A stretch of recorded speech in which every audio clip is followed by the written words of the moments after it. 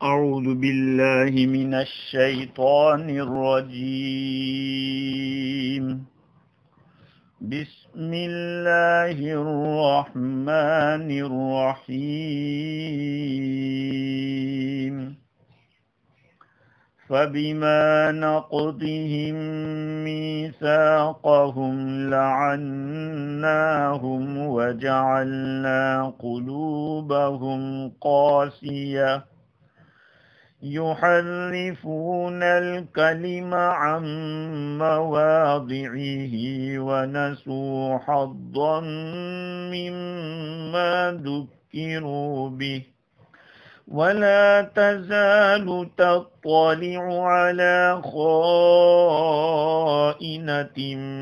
منهم إلا قليلا منهم فاعف عنهم واصفح إن الله يحب المحسنين. ومن الذين قالوا إنا نصارى أخذنا ميثاقهم فنسوا حظا مما ذكروا به فأغرينا بينهم العداوة والبغضاء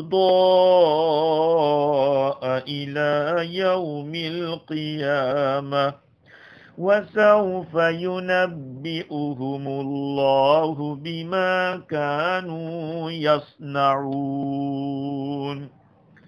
صدق اللہ العظیم.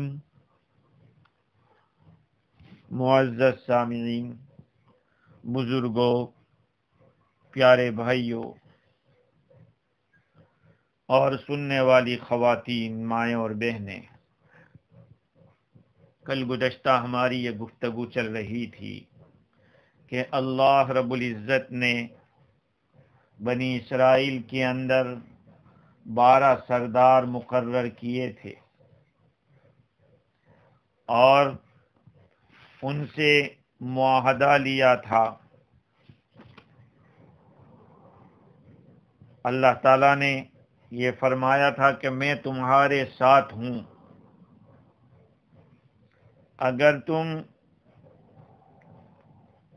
ان عہدوں کو پورا کرو گے تو میری نصرت اور مدد کو پاؤ گے. اللہ تعالیٰ تمہارے ساتھ تمہاری نگرانی کرے گا. پھر 5 چیزوں کا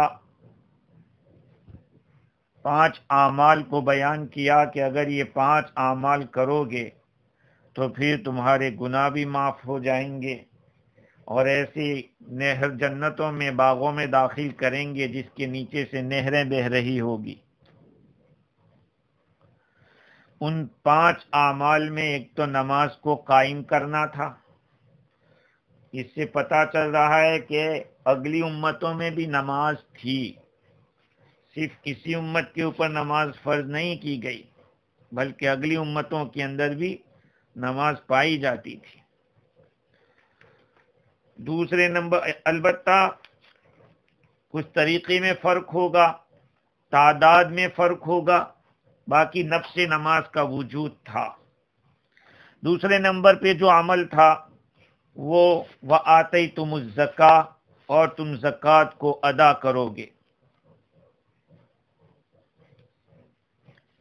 تیسرے نمبر پہ میرے رسولوں پر ایمان لاؤ گے، کیونکہ بنی اسرائیل میں بہت سے رسول آنے والے تھے، اس لیے ان کی خصوصیت سے تاکید فرما دی. اگرچہ یہ جو ایمان کا درجہ ہے وہ پہلے ہے، اعمال کا درجہ بعد میں ہے.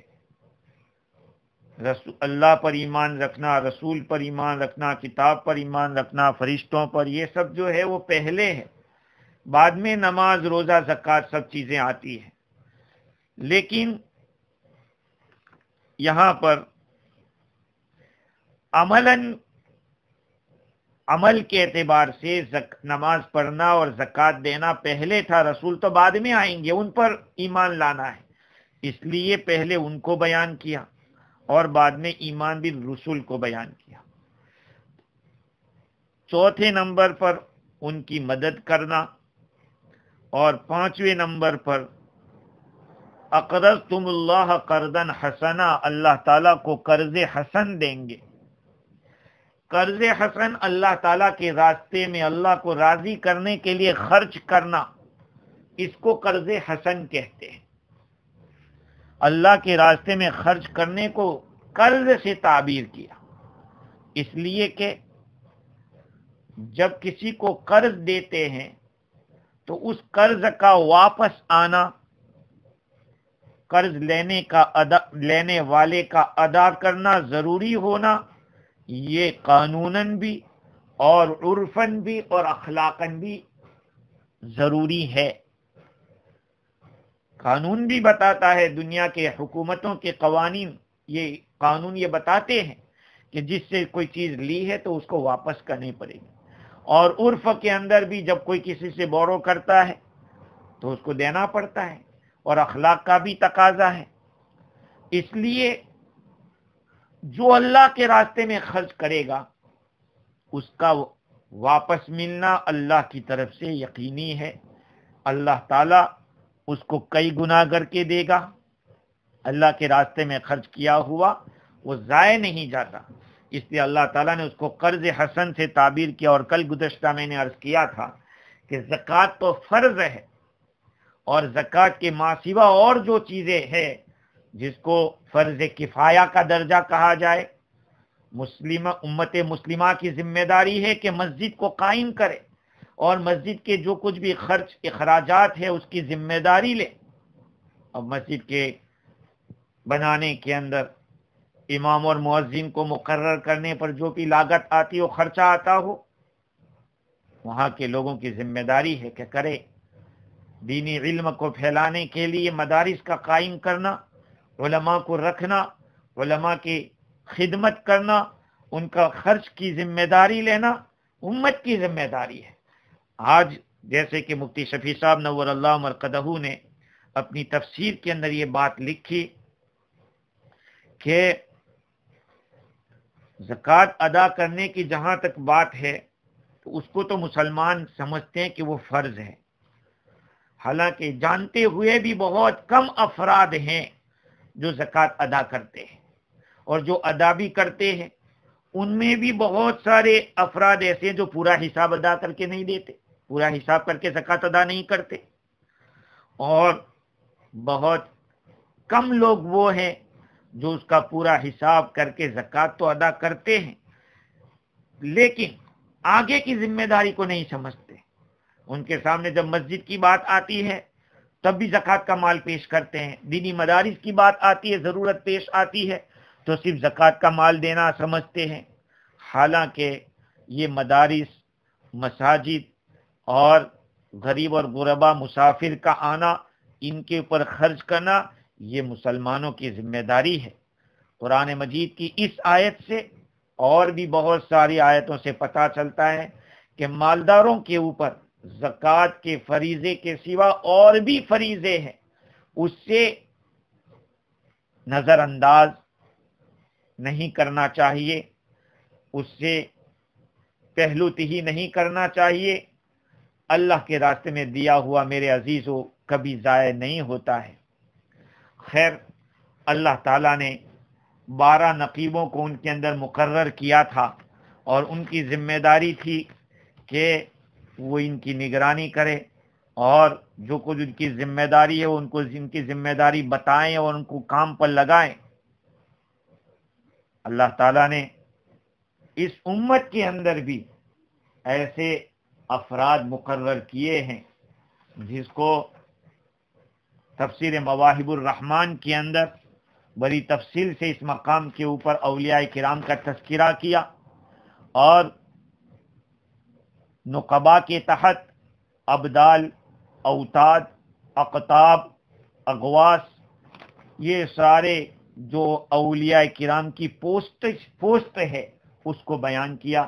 تفسیر روح البیان کے اندر بھی کچھ تفصیل کے ساتھ علامہ حقی رحمت اللہ علیہ نے لکھا، فرماتے ہیں کہ ہر زمانے میں ہر حال میں اللہ کی طرف سے 40 لوگ اس طرح کے ہوتے ہیں جو اللہ کے بڑے برگزیدہ ہوتے ہیں. چنانچہ انہوں نے ایک حدیث نقل کی کہ یکون فی الامت 40، اس امت کے اندر ہر زمانے میں 40 لوگ رہیں گے جو حضرت ابراہیم علیہ السلام کے اخلاق پر ہوں گے، اور 7 ہوں گے وہ عیسیٰ علیہ السلام کے اخلاق پر ہوں گے، اور 1 ہوں گے وہ حضور اکرم صلی اللہ علیہ وسلم کے اخلاق پر. یہ بڑی بڑی ہستیاں ہوگی اور ان کے آپس کے درجات الگ الگ ہوں گے، ان کے مقامات الگ الگ منصب ہوگا ہر ایک کا. وہ اس امت کے امنا کہلائیں گے، جیسے کہ نبی اکرم صلی اللہ علیہ وسلم نے فرمایا بہم ترزقون و بہم تنطرون و بہم یدفع اللہ البلا، انہی کی برکت سے تم کو رزق دیا جاتا ہے، ان کی برکت سے تمہیں بارش دی جاتی ہے، اور ان کی برکت سے اللہ تعالیٰ بلائیں دور کرتا ہے. ابو عثمان مغربی رحمۃ اللہ علیہ فرماتے ہیں کہ جو بدلا ہوں گے وہ 40 ہوں گے، امنا 7 ہوں گے، اور خلفاء ائمہ میں سے 3 ہوں گے، ایک کتب ہوگا. یہ آپس میں جب ایک دنیا سے جائے گا اللہ دوسرے کو رکھ دے گا. یہ الگ الگ پوسٹ ہے. ہاں خیر، یہ اللہ تعالیٰ کی طرف سے ایک نظام ہے. اور پہلے بھی میں نے عرض کیا تھا کسی موقع پر، جیسے حضرت حکیم الامت رحمۃ اللہ علیہ نے لکھا کہ میں اپنی آنکھوں سے آج بھی دیکھ رہا ہوں کہ اولیاء کرام کے سیٹ خالی ہے. میرے بھائیوں، اللہ کے اولیاء ہر زمانے میں رہے ہیں اور رہیں گے. اور میں نے یہ بھی عرض کیا تھا کہ نبوت میں سلیکشن ہوتا ہے اور ولایت میں الیکشن ہوتا ہے. اللہ تعالیٰ اپنے بندوں میں سے ان کے اعمال اس کو دیکھ کر اولیاء کو چنتے ہیں. نبی میں وہ اللہ کی طرف سے سلیکٹڈ پیپل ہوتے ہیں. خیر، تو اللہ تعالیٰ نے اس آیت کریمہ میں فرمایا کہ 5 اعمال ان کو بتائے کہ اگر تم لوگ کرو گے اس کو تو میں تمہارے اوپر سے تمہارے گناہ اتار دوں گا، اور ایسے باغات میں تم کو داخل کروں گا جس کے نیچے سے نہریں بہ رہی ہوگی، اور اس نے جنت کے اندر دائمی راحت عافیت ملے گی. اور آخر میں یہ بھی بتلایا فمن کفر بعد ذلک منکم فقد ضل سواء السبیل، اس کے بعد تم میں سے جو آدمی کفر کرے گا، یہ سارے عہد و پیمان ہو جانے کے بعد بھی کفر کرے گا، تو یوں سمجھو کہ وہ راہ راست سے دور جا پڑا ہے، سیدھے راستے کو چھوڑ کر اپنے ہاتھوں اس نے تباہی کو اختیار کر لیا ہے. آگے اللہ رب العزت انہی اہل کتاب کی کچھ اور برائیاں جو ان کے اندر تھی اسی کو بیان، بلکہ یوں کہیے کہ جو ان سے عہد و پیمان ہوا تھا، اس عہد و پیمان کے بارے میں ان کا رویہ کیا رہا، جس کی پاداش میں ان کے ساتھ کیا معاملہ کیا گیا، اس آیت کریمہ میں اللہ تعالیٰ بیان کرتے ہیں. فَبِمَا نَقْضِهِم مِّيثَاقَهُمْ لَعَنَّاهُمْ، بس ان لوگوں کے عہد کو توڑنے کی وجہ سے ہم نے ان پر لعنت برسائی. جو عہد و پیمان ہوا تھا، ایگریمنٹ ہوا تھا، وہ انہوں نے توڑ دیا. اللہ تعالیٰ فرماتے ہیں کہ ہم نے ان کے اوپر لعنت برسائی. وَجَعَلْنَا قُلُوبَهُمْ قَاسِيَةً، اور ہم نے ان کے دلوں کو سخت کر دیا. يُحَرِّفُونَ الْكَلِمَ عَن مَّوَاضِعِهِ، وہ اللہ کے کلام کو اس کے ٹھکانے سے پھیرتے ہیں. وَنَسُوا حَظًّا مِّمَّا ذُكِّرُوا بِهِ، اور وہ بھول گئے نفع اٹھانا ان باتوں سے جن کی ان کو نصیحت کی گئی تھی. وَلَا تَزَالُ تَطَّلِعُ عَلَى خَائِنَةٍ مِّنْهُمْ إِلَّا قَلِيلًا مِّنْهُمْ، اور اے نبی جی آپ ان کی دغابازی کے اوپر مطلع ہوتے رہیں گے، ان لوگوں کی دغابازی پر آپ واقف ہوتے رہیں گے. مگر ان میں تھوڑے لوگ ہیں جو ایمان لائے تھے. فاعف عنہم واصفح، آپ ان سے درگزر کر دیجئے، ان کو معاف کر دیجئے اور درگزر کر دیجئے. ان اللہ یحب المحسنین، بے شک اللہ تعالی احسان کرنے والوں کو دوست رکھتا ہے، ان سے محبت کرتا ہے. خیر، ان لوگوں نے عہد کو توڑ دیا. کیسے توڑا؟ کہا کہ نبیوں کو جھٹلایا، رسولوں کی تکذیب کی، نبیوں کو نعوذ باللہ انہوں نے قتل کیا، حضور اکرم صلی اللہ علیہ وسلم کی صفات کو چھپایا. یہ سارے دھندے ان لوگوں نے کیے. احکام کے اندر جو ان کے اوپر تورات نازل ہوئی تھی اس کے اندر بھی کھلواڑ کیا. جو احکام تھے مالداروں کے لیے کچھ، غریبوں کے لیے کچھ، ڈوگلی پالیسی سے وہ کھیلتے رہے.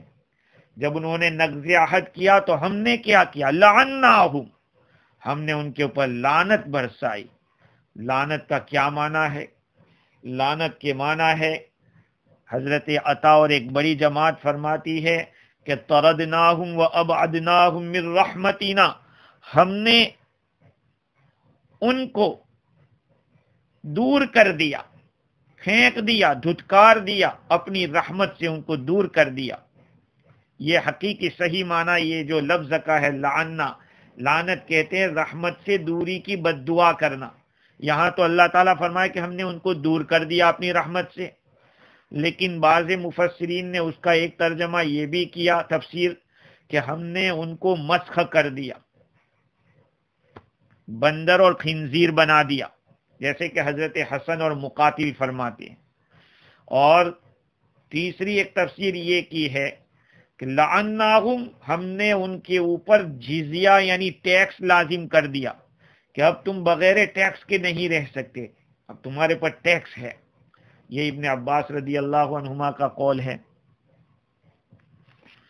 تو اللہ تعالیٰ فرماتے ہیں کہ ان کے نقض عہد کی وجہ سے یہ معاملہ ہم نے کیا کہ ان کو اپنی رحمت سے دور کر دیا.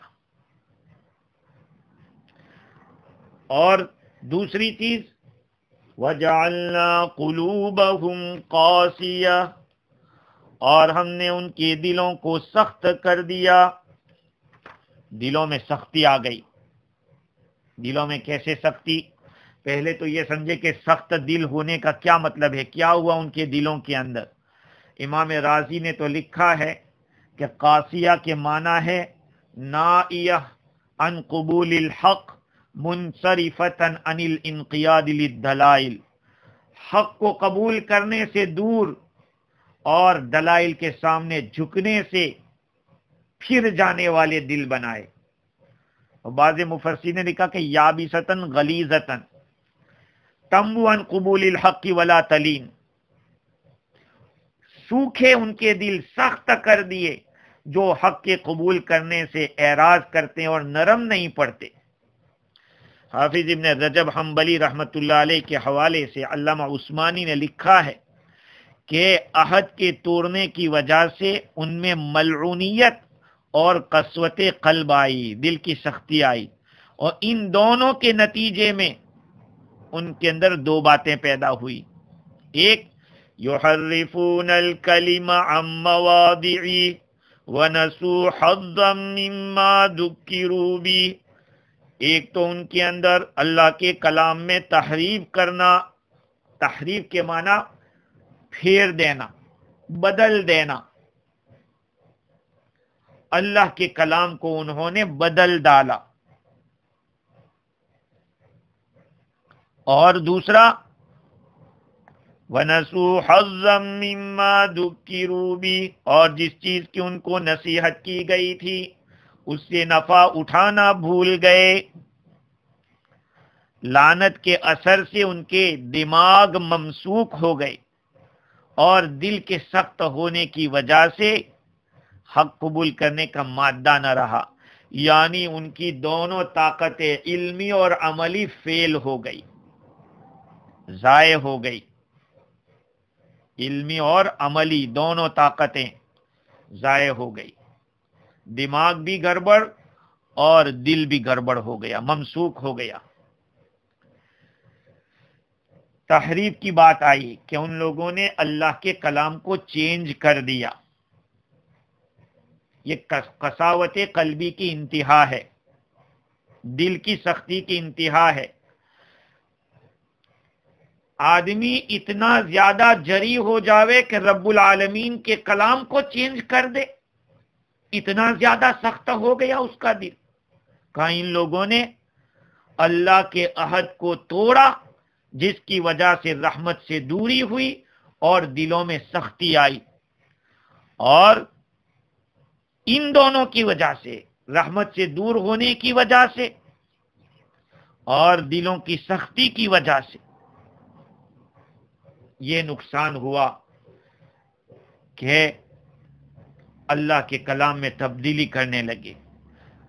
مولانا ادریس کاندھلوی نور اللہ مرقدہ نے لکھا ہے کہ ان کی کتابوں میں تحریف لفظی بھی ہوئی اور تحریف معنوی بھی ہوئی، جس کا اعتراف ان کے علماء کو بھی ہے۔ پہلے بھی میں نے عرض کیا تھا، مولانا کرانوی رحمت اللہ علیہ، بلکہ مولانا وحید الزمان رحمت اللہ علیہ، جو آزادی کے زمانے میں تھے، انہوں نے کرسچن کے پادریوں سے مقابلہ کیا تھا، جن کی کتاب اظہار الحق ہے۔ انہوں نے پادریوں کو ایسی شکست دی، ان لوگوں نے کچھ جگہوں کے اوپر تورات میں چینجنگ کو ایکسیپٹ کیا۔ مولانا نے فرمایا کہ اگر تم ایک جگہ بھی چینجنگ کو ایکسیپٹ کرتے ہو تو آپ کی یہ بات طے ہو جاتی ہے کہ آپ کی کتاب میں چینجنگ ہوئی ہے، تو اب جتنی بھی چینجنگ ہم آپ کو بتائیں گے اس کو ماننا پڑے گا، ایک غلطی کئی غلطیوں کو قبول کرنا پڑے گا۔ دیکھیے، تحریف لفظی کا مطلب یہ ہے کہ الفاظ کو نکال دیا یا بڑھا دیا، ورڈز کو ہی چینج کر دیا۔ اور تحریف معنوی کا مطلب یہ کہ جو میننگ صحیح نکل رہا تھا، اس صحیح میننگ کے بجائے جو غلط میننگ تھا اس کو لیا۔ یہ تحریف لفظی اور معنوی، اور یہ دونوں چیزیں ان لوگوں کی کتابوں میں ہوئی ہے۔ جب ان لوگوں نے تحریف کی تو اس کی وجہ سے، اس کی نحوست سے بہت ساری چیزیں ان کے حافظے سے نکل گئی۔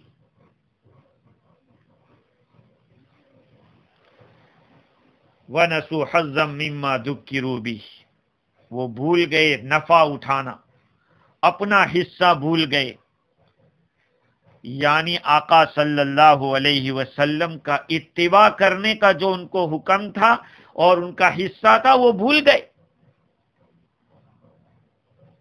علماء کرام نے لکھا ہے کہ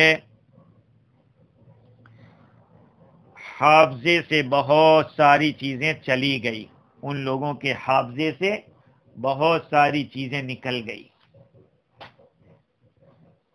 آدمی جب گناہ کرتا ہے تو گناہ کی نحوست کی وجہ سے علم غائب ہو جاتا ہے۔ حضرت عبداللہ ابن مسعود رضی اللہ تعالی عنہ کا یہ مقولہ لکھا ہے، کسی تفسیر کے اندر میں نے دیکھا،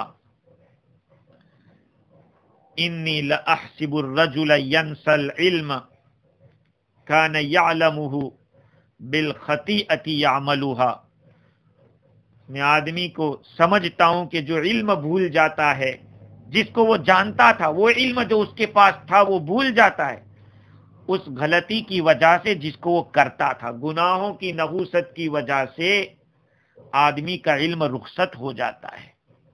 میں نے پہلے کہا ہو یا نہ کہا، میں نے اپنے استاد حضرت مولانا سید ابرار احمد صاحب نور اللہ مرقدہ سے سنا کہ ایک شیخ کے ساتھ ان کا مرید جا رہا تھا، اور مرید نے کسی حسین صورت کو دیکھا اور کہا اپنے شیخ سے کہ کیا اللہ تعالیٰ ایسی حسین صورت کو بھی جہنم میں ڈالے گا؟ شیخ نے فرمایا کہ یہ جو تم نے دیکھا ہے اس کی سزا تمہیں ضرور ملے گی۔ ایک وقت گزر گیا، مدت کے بعد صبح کے وقت اس کو یہ یاد آیا کہ شیخ نے یہ فرمایا تھا کہ اس کی سزا تمہیں ملے گی ضرور، تو کیا سزا ملی؟ اس کو یہ جب خیال آنا تھا تو اس کو احساس ہوا کہ اس کے سینے سے قرآن غائب ہو گیا، وہ حافظ قرآن تھا، اس کے سینے سے نکل گیا۔ آدمی اپنا یاد کیا ہوا علم جو بھول جاتا ہے وہ ان گناہوں کی نحوست ہوتی ہے جس کو ہم کرتے ہیں۔ ہاں، اس سے حافظے پر بہت بڑا اثر پڑتا ہے، جیسے کہ حضرت وکی نے اپنے شاگرد امام شافعی رحمۃ اللہ علیہ سے فرمایا تھا، جب کہ آپ نے اپنے استاد سے شکایت کی حافظے کی کمزوری کی، وہ تو بڑے لوگ تھے لیکن ان کا حافظہ بھی غضب کا تھا، کبھی ایسے عرض کیا ہوگا کہ حضرت میرا حافظے کی کمزوری کو تکلیف دکھائی دے رہی ہے، تو حضرت نے کیا فرمایا؟ گناہوں کو چھوڑنے کا۔ شکوت الی وکیع لسوء حفظی فارشدنی الی ترک المعاصی وأخبرني بأن العلم نور ونور الله لا يهدى لعاصي۔ میں نے اپنے استاد وکی سے شکایت کی اپنے حافظے کی کمزوری کی، تو آپ نے مجھے رہنمائی کی گناہوں کے چھوڑنے کی، اور مجھے خبر دی کہ علم تو نور الہی ہوتا ہے اور اللہ کا نور گنہگار کو نہیں دیا جاتا۔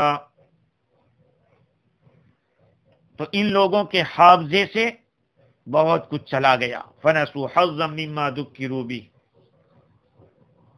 اللہ تعالی اپنے حبیب صلی اللہ علیہ وسلم کو یہ فرما رہے ہیں، وَلَا تَزَالُ تَطَّلِعُ عَلَى خَائِنَةٍ مِّنْهُمْ۔ اے نبی جی، آپ ان کی خیانت کے اوپر مطلع ہوتے رہیں گے،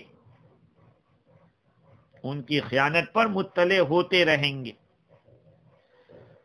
یا تو یہ خیانت کے معنی میں اللہ خائن، ان لوگوں کی خیانت پر آپ کو پتا چلتا رہے گا، یا ان میں ایک جماعت خیانت کرنے والی ہے اس کا پتا چلے گا، یا ان میں جو خیانت کرنے والا شخص ہوگا اس کے بارے میں پتا چلتا رہے گا۔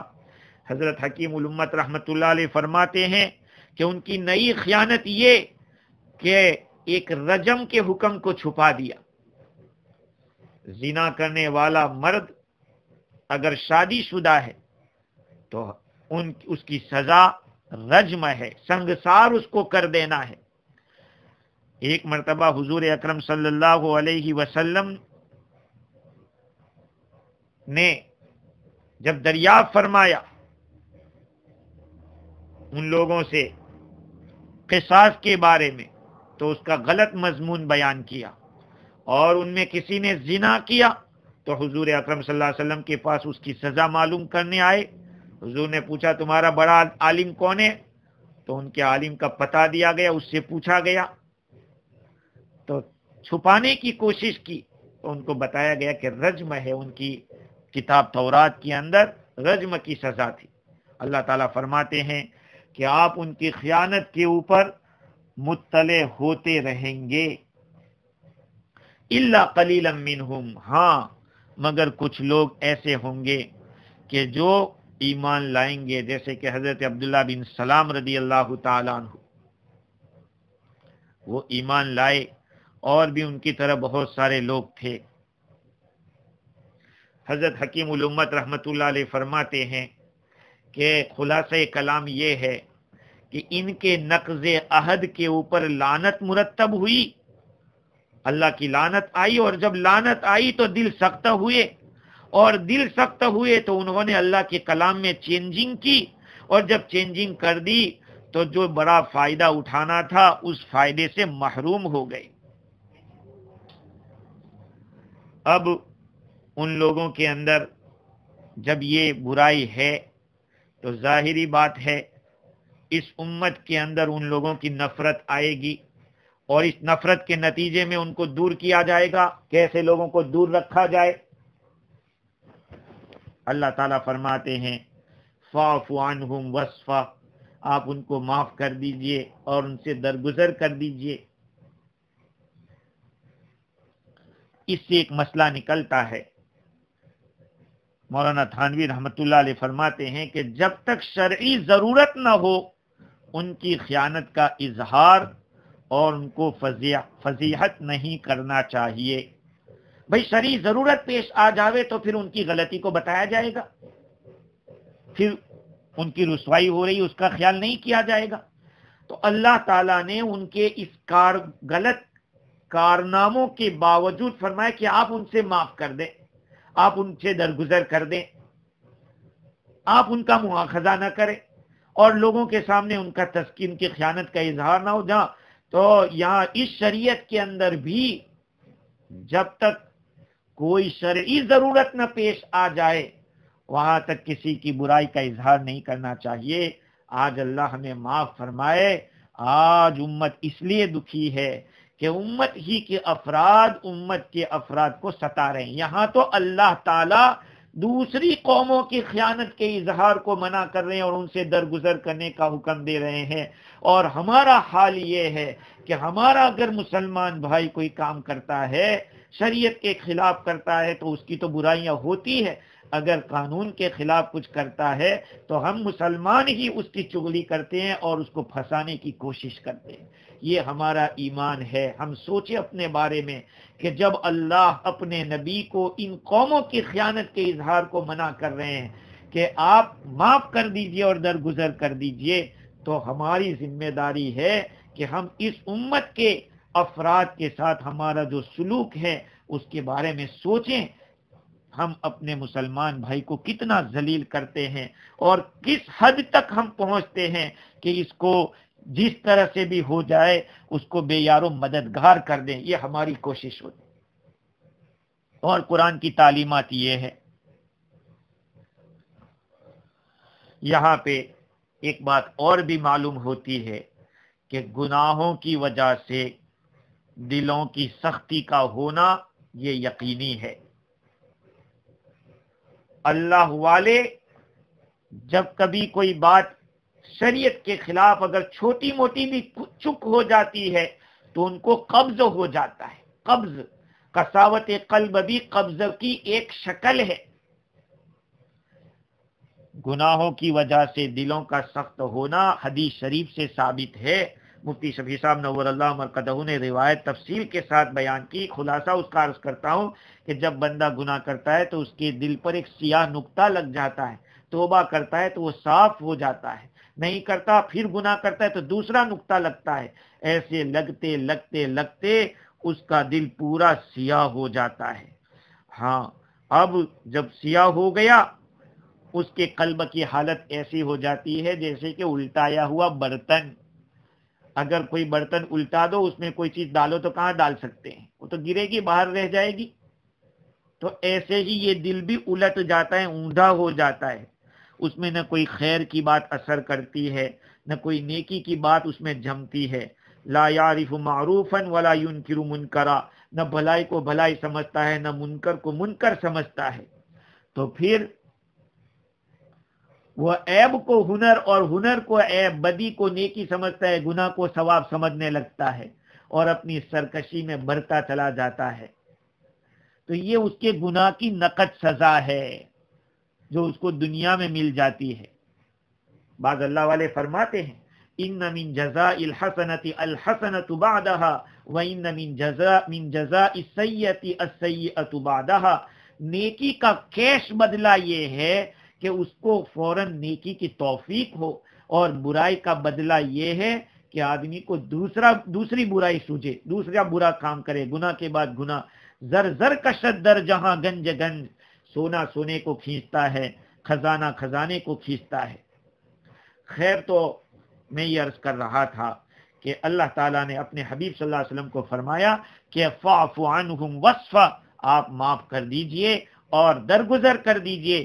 یہ آپ کا معاف کرنا، درگزر کرنا، یہ آپ کا عمل ہے جو احسان ہے. ان اللہ یحب المحسنین، اللہ تعالیٰ احسان کرنے والوں کو پسند کرتا ہے. اب رہا یہاں ایک سوال ہوتا ہے کہ اللہ تعالیٰ فرما رہے ہیں کہ ہم نے لعنت کی، تو کیا اس شریعت میں لعنت کرنا جائز ہے کسی کے اوپر؟ کیا یہ ہم کسی پر لعنت کر سکتے ہیں؟ دستور العلماء ایک کتاب ہے، اس کتاب کے اندر لکھا ہے، بہت سمجھنے کی بات ہے، کہ ان اللعن لا یکون ضائع، لعنت بیکار نہیں جاتی، ویسٹ نہیں جاتی. فإن كان الملعون مستحقا له وإلا فيعود اللعن إلى اللاعن، اگر وہ آدمی جس پر لعنت بھیجی گئی ہے وہ لعنت کا حقدار ہے تو لعنت اس کو پہنچے گی. اگر یہ لعنت کا حقدار نہیں ہے تو یہ لعنت اس آدمی کی طرف لوٹ کے آئے گی جس نے لعنت کی ہے، جس نے لعنت کی ہے اس کی طرف لعنت آئے گی. فرماتے ہیں دستور العلماء جنہوں نے لکھی ہے، وہ فرماتے کہ میں نے اپنے والد سے پوچھا کہ کیا یزید کو لعنت کر سکتے ہیں؟ یزید ابن معاویہ، حضرت معاویہ رضی اللہ تعالیٰ عنہ کا بیٹا یزید، کیا آپ نے جواب دیا الاحسن لمن اراد ان یلعن یزید یقول علیہ ما هو اہلہ. بھئی اس پر لعنت کا لفظ بولو، اس سے تو یہ کہو کہ علیہ ما هو اہلہ. کسی کو بھئی لعنت کرنا فرض واجب تو ہے نہیں، کسی پر لعنت بنا ضروری ہو گیا اور فرض واجب ہو گیا، ایسا تو ہے نہیں. بلکہ اگر کسی کو بہت ضروری ہو گیا تو یوں کہ علیہ ما هو الاہلہ، وہ جس کا اہل ہے وہ اس کو ملے. البتہ قرآن مجید کے اندر دوسرے سپارے میں اللہ تعالیٰ نے یہ بیان کیا ان الذین کفروا وماتوا وهم کفار اولئک علیہم لعنت اللہ والملائکۃ والناس اجمعین. یقیناً وہ لوگ جنہوں نے کفر کیا اور کفر ہی کے اوپر ان کی موت آئی، ان کے اوپر اللہ کی لعنت اور فرشتوں کی لعنت اور سارے تمام لوگوں کی لعنت. اس آیت کریمہ کے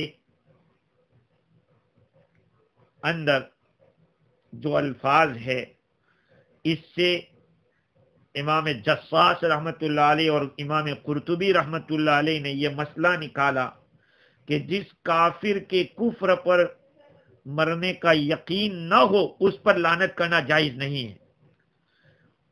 اس لیے کسی کافر کا نام لے کر لعنت کرنا جائز نہیں، کیونکہ کسی شخص کے خاتمے کا یقینی علم ہونے کا اب کوئی ذریعہ نہیں ہے. رسول اللہ صلی اللہ علیہ وسلم نے حق لوگوں کا نام لے کر، جن لوگوں کا نام لے کر لعنت فرمائی ہے ان کو تو من جانب اللہ موت کفر پر آئی تھی، ان لوگوں کو لعنت کی تھی. باقی جس کا کفر پر مرنا یقینی نہیں ہے اس کو ہم لعنت نہیں کر سکتے. اور آج جو مائیں بھی اپنے بچوں کو لعنت کرتی ہے، تجھ پہ لعنت ہو، اس پہ لعنت ہو. ارے لعنت کے معنی ہے اللہ کی رحمت سے دور ہونے کی بد دعا کرنا. یہ کیسے ہم بد دعا کر سکتے ہیں کسی کے لیے؟ خیر، اللہ تعالیٰ فرماتے ہیں کہ فاعف عنہم واصفح، آپ معاف کر دیجئے اور درگزر کر دیجئے. ان اللہ یحب المحسنین، بے شک اللہ تعالیٰ احسان کرنے والوں کو پسند کرتا ہے. وَمِنَ الَّذِينَ قَالُوا إِنَّا نَصَارَى،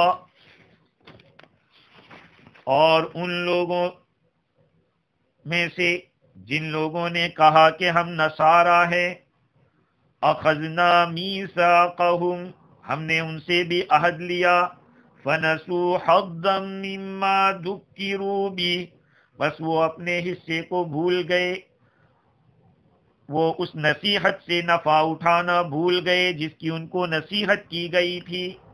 فَأَغْرَيْنَا بَيْنَهُمُ الْعَدَاوَةَ وَالْبَغْضَاءَ إِلَى يَوْمِ الْقِيَامَةِ، ہم نے ان کے درمیان دشمنی اور کینہ قیامت تک کے لیے ڈال دیا، لگا دیا۔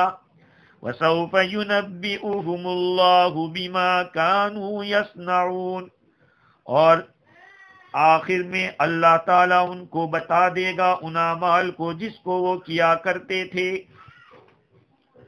اوپر کی جو آیت تھی اس میں یہودیوں کی باتیں تھی کہ ان لوگوں نے عہد شکنی کی تھی۔ اب اہل کتاب کی ایک دوسری جماعت ہے جن کو نصارہ کہتے ہیں، کرسچن کہتے ہیں۔ اللہ تعالیٰ فرماتے ہیں کہ ان لوگوں سے بھی معاہدہ کیا گیا تھا، ان سے بھی عہد لیا گیا تھا۔ ان کا عہد کیا تھا؟ ان لوگوں سے حضور اکرم صلی اللہ علیہ وسلم پہ ایمان لانے کا عہد لیا تھا، اور دوسرے احکام جو حضرت عیسیٰ علیہ السلام نے ان کو بتائے تھے، جیسے یہودیوں سے عہد لیا ان سے بھی لیا تھا۔ انجیل کے اندر ان کو نصیحت بھی کی گئی تھی، لیکن ہوا یہ کہ وہ بھول گئے، جو باتیں ان کو دی گئی تھی اس پر انہوں نے عمل نہیں کیا۔ اس کے نتیجے میں ہم نے ان کے اندر دشمنی ڈال دی، ایسی دشمنی ڈال دی کہ کبھی بھی وہ دشمنی ختم نہیں ہوگی۔ اب سوال یہ کہ کن کے اندر دشمنی ڈال دی؟ بعض مفسرین فرماتے ہیں کہ یہ دشمنی یہودیوں میں اور نصرانیوں میں، جوئس اور کرسچن کے اندر ڈال دی۔ آج اگر بظاہر ایک لگتے ہیں تو وہ ایک حقیقت میں نہیں ہے، ان میں آپس میں بہت بڑا تشدد ہے، بہت بڑا اختلاف ہے، لیکن چونکہ اسلام کے مقابلے میں، جیسے اسلام نے کہا الکفر ملت واحدہ، کفر سارے ایک ہی دھرم کے، تو اسلام کے مقابلے میں سب ایک ہو جاتے ہیں، باقی اندر بہت بڑا اختلاف ہے۔ تو بعض مفسرین تو یہ یہود و نصارہ بتلا رہے ہیں، اور دوسرے مفسرین فرماتے کہ خود نصارہ میں ہی آپس میں بہت بڑا اختلاف ہے۔ دیکھیے ان دونوں قوموں کا تذکرہ کر کے اللہ تعالی ہمیں یہ بتلا رہے ہیں کہ ان کی تو کتابیں چینج ہو گئی، اور ان کے آپس میں اختلاف ایسے ہو گئے کہ وہ کبھی ایک ہونے والے نہیں ہے۔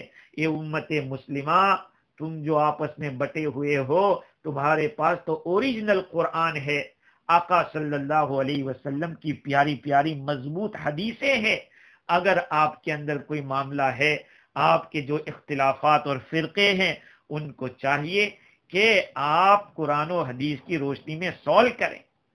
الٹی سمجھ خدا کسی کو نہ دے، دے آدمی کو موت لیکن ایسی ادا نہ دے۔ آدمی اپنے ہی پیٹ بھرنے کے لیے اختلافات کرتا ہے۔ مفتی محمود الحسن نور اللہ مرکزہ کے ملفوظات جلد نمبر 1 صفحہ 123 کے اوپر آپ نے لکھا ہے کہ مولانا مرتضی حسن چاندپوری رحمت اللہ علیہ مولانا احمد رضا صاحب کی یہاں جب انہوں نے اکابر علماء کو فتویٰ دیا کفر کا، یہ بہت آسان ہے کسی کو کافر کہہ دینا، ارے وہ کافر نہیں ہے تو کفر تیری طرف لوٹے گا۔ کیا کسی کو کافر کہنا فرض واجب ہے کہ کافر ہی کہہ دیں؟ بڑے بڑے علماء کو جب کافر کہا تو مولانا مرتضی حسن چاندپوری رحمت اللہ علیہ ان کے پاس تشریف لے گئے، کہا بھائی احمد رضا کیا بات ہے، آپ کے پاس ہمارے اکابر کی کتابیں ہیں، ہم اور آپ مل کر گفتگو کر لیں، نہ پولیس کی ضرورت، نہ حکومت سے اجازت لینے کی ضرورت، جس کی غلطی ہو اپنی غلطی سے رجوع کر لیں۔ اس پر انہوں نے کہا کہ آپ کے بزرگوں نے جو کچھ لکھا ہے سب صحیح ہے، مجھے اس میں ذرہ بھی تعامل نہیں اور تردد نہیں۔ آپ نے دریافت کیا پھر کیوں یہ کفر کی مشین گن لگا رکھی ہے کہ جس سے آپ سب کو یہ اس سے فائر کرتے رہتے ہو؟ اس کا جواب دیا جو بالکل واقعے کے مطابق تھا. کہا کہ بھائی بالکل یہ سچا جواب. پیٹ پر ہاتھ رکھا اور فرمایا کہ اس کے بغیر ہمارا گزارا نہیں، اس کے بغیر ہمارا گزارا نہیں. یہ بات بتائی. میرے بھائیو، اللہ کے واسطے قرآن اور حدیث کو صحیح ڈھنگ سے پڑھو، صحیح ڈھنگ سے سمجھو، اوریجنل حدیثوں کو دیکھو. یہ جو بھڑکانے والی کتابیں ہوتی ہے وہ تو بہت سی دفعہ ایسا ہوتا ہے کہ بیچ کی عبارتوں کو لے کے مسئلے کو گرمایا جاتا ہے، مسئلے کو گرمایا جاتا ہے. ان اکابر کی باتوں کو ان کی زبان میں سمجھو اور ان کی کتاب کو دیکھو تو سمجھ میں آئے گا کہ انہوں نے کیا کہا تھا اور انہوں نے کیا مطلب بیان کیا. خیر، اس امت کے لیے تو اختلاف کے ختم کرنے کے لیے قرآن و حدیث موجود ہے اور اس کے لیے صحیح علم حاصل کرنا ضروری ہے. اور جو بیچارے ادی پدی کا شوربہ جس کو کچھ بھان نہیں اور کہا فلاں مولانا صاحب نے کہہ دیا بن بات چل پڑی. ارے اللہ کے بندے، اللہ قیامت کے یہ نہیں پوچھے گا کہ فلاں مولانا صاحب حق پہ تھے یا فلاں مولانا حق پہ تھے. اللہ تجھ سے پوچھے گا تو کیا کر رہا تھا، تجھے قرآن اور حدیث ہم نے بھیجا تھا اس پہ تو کیا عمل کیا، ہم نے اپنے نبی کو بھیجا تھا تو نے ان کا کتنا کہا مانا، تو کیا جواب دیں گے؟ تو ان لوگوں کے پاس تو کچھ ہے ہی نہیں، کیونکہ سب کتابیں ان کی چینج ہو چکی ہے. بائبل بھی چینجڈ ہے اور تورات بھی چینجڈ ہے.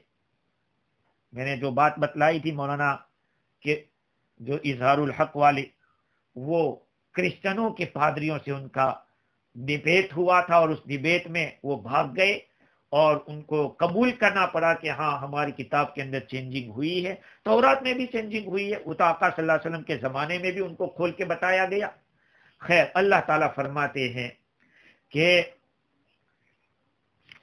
نصارہ میں سے وہ لوگ جو یوں کہتے ہیں کہ ہم نصارہ ہیں، اس کا یہ مطلب کہ ان میں سے بہت سارے لوگ نہیں ہیں پھر بھی کہہ رہے ہیں کہ ہم نصارہ ہیں. جیسے آج کے زمانے میں نیچرلی بہت سارے لوگ ہیں جن کو دین سے کوئی لینا دینا نہیں ہے، کرسنالٹی سے کوئی لینا دینا نہیں ہے، بس ہو گئے ہیں کہ بھائی ہم ان کے ساتھ ہیں. مولانا ادریس کاندلوی رحمۃ اللہ علیہ فرماتے کہ مغربی اقوام مذہبی حیثیت سے غایت درجہ متشدد ہیں. دنیاوی اور سیاسی مسائل کے پیش نظر اگر وہ ایک ہو جاتے ہو مسلمانوں کے مقابلے میں یا کسی قوم کے مقابلے میں تو متفق ہو جائے وہ دوسری بات ہے، ورنہ مغربی قوم کی ساری طاقت اور پوری ہمت، پورا ارادہ، ان کا مقصد صرف دنیا پر مقصور ہے. یہ لوگ در حقیقت دہریہ ہے، لامذہب ہے، یا برائے نام اپنے آپ کو نصرانی کہتے ہیں. حقیقت یہ ہے. تو اس آیت سے پتہ چلتا ہے کہ کچھ ایسے بھی لوگ ہیں جو اپنے آپ کو کہتے ہیں کہ ہم نصارہ ہیں، حالانکہ نہیں ہے. ہم نے ان لوگوں سے بھی عہد لیا تھا، وہ بھول گئے اس نصیحت سے نفع اٹھانا جس کی ان کو نصیحت کی گئی تھی. جب ایسا کیا تو اس عہد کو بھول گئے تو کیا کیا ہم نے؟ فَأَغْرَيْنَا بَيْنَهُمُ الْعَدَاوَةَ وَالْبَغْضَاءَ إِلَى يَوْمِ الْقِيَامَةِ. ہم نے ان کے اندر ڈال دی دشمنی اور کینہ قیامت تک کے لیے. یہ کبھی ختم نہیں ہوگا. جھگڑے خود نصارہ میں بھی ہے اور یہود و نصارہ دونوں کے اندر ہے. یہ آسمانی سبق کو ضائع کر دینے کا نتیجہ تھا. جب وحی الہی کی اصلی روشنی ان کے پاس نہ رہی تو سوائے خیالات، اوہام، اہوا، اس کی اندھیریوں میں یہ لوگ الجھتے رہتے ہیں. علماء کرام نے لکھا ہے، جیسے کہ مولانا تھانوی رحمۃ اللہ علیہ بیضاوی کے حاشیے کے اندر تیسیر سے نقل کیا ہے، نصارہ کرسچن میں اصل 3 جماعتیں ہیں، ایک نستوریہ، ایک یعقوبیہ اور تیسرا ملکائیہ. نستوریہ یہ تو حضرت عیسیٰ علیہ السلام کو اللہ کا بیٹا مانتے ہیں، اور یعقوبیہ وہ اللہ تعالیٰ کے ساتھ مانتے ہیں، عیسیٰ علیہ السلام کو اللہ کے ساتھ متحد مانتے ہیں. اور ملکائیہ ہے وہ ثالث الثلاثہ، عیسیٰ علیہ السلام کو 3 معبود میں سے ایک مانتے ہیں. یہ سارا کیوں ہوا؟ ان کی کتاب انجیل کے اندر توحید کا تذکرہ تھا، یہ توحید پر نہیں رہے. توحید کو چھوڑا، اس کی وجہ سے آپس میں عداوت ہو گئی۔ بھئی ایک توحید کو نہیں مانیں گے تو سارے فرقے ہوں گے، ایک توحید کو مانیں گے، جتنے بھی انبیاء کرام دنیا میں تشریف لائے وہ سب توحید کے قائل تھے، اس لیے ان کی تعلیمات میں کوئی اختلاف نہیں ہوا۔ لیکن بعد والوں نے جب چینج کیا تو توحید ہاتھ سے چھوٹی تو ساری چیزیں آ گئی۔ اب سوال یہ ہوتا ہے کہ ان میں یہ معاملہ ہوا کیسے؟ وَمِنَ الَّذِينَ قَالُوا إِنَّا نَصَارَى، ہم نصارہ ہیں۔ یہ نصارہ کا جو لفظ ہے لفظ نصرن سے بنا ہے، جس کے معنی مدد کرنا، یا ناصرہ کی طرف منسوب ہے۔ ملک شام میں ایک جگہ تھی جہاں پہ حضرت عیسیٰ علیہ السلام رہے تھے، اس لیے ان کو مسیح ناصری کہتے تھے۔ جو لوگ اپنے آپ کو نصارہ کہتے تھے ان کا دعویٰ تھا کہ ہم ہی سچے دین پر ہے، خدا کے سچے دین پر، اور نبیوں کے حامی اور مددگار ہم ہی لوگ ہیں، اور مسیح ناصری کے متبع ہم ہی لوگ ہیں، اس لیے وہ اپنے آپ کو نصارہ کہتے تھے۔ تو مجھے یہ عرض کرنا ہے کہ یہ اختلاف کس طرح سے ہوا، اس کے لیے ایک طویل قصہ ہے بولس کا۔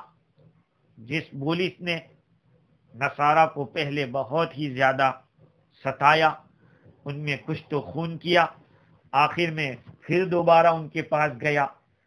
اس واقعے کو تفسیر روح البیان میں تفصیل سے نقل کیا ہے، انشاءاللہ اس کو آئندہ کل آپ کے سامنے پیش کریں گے۔